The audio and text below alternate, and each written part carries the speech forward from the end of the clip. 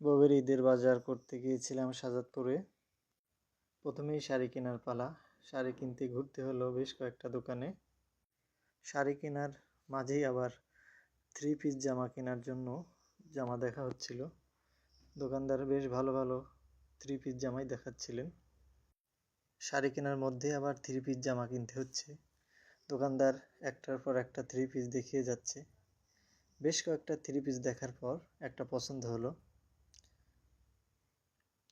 তারপর আবার শুরু হলো শাড়ি কেনার পালা। শাড়িও একটা পছন্দ হলো, দামটা না হয় নাই বললাম।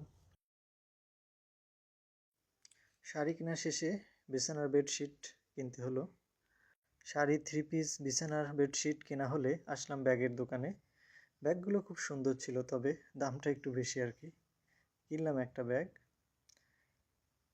ব্যাগ কেনা হলে এবার কসমেটিক্স কেনার পালা। সবগুলো দোকানেই অনেক ভিড় ছিল, ভিড়ের মাঝেই কিনতে হচ্ছে। ঈদকে সামনে রেখে সবাই কেনাকাটায় ব্যস্ত।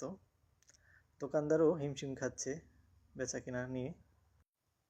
প্রায় 5-6টা দোকান ঘুরে অনেকগুলো কসমেটিক্স কেনা হলো। কসমেটিক্স কেনা হলে বউয়ের আবার আরেকটা শাড়ি কিনে দিতে হবে, তাই চলে গেলাম আবার শাড়ির দোকানে।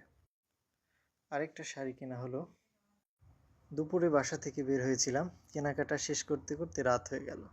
গাড়ি ভাড়া করে বাসায় আসবো, তার আগে পকেটে হাত দিলাম, দেখলাম গাড়ি ভাড়াটা আছে কিনা।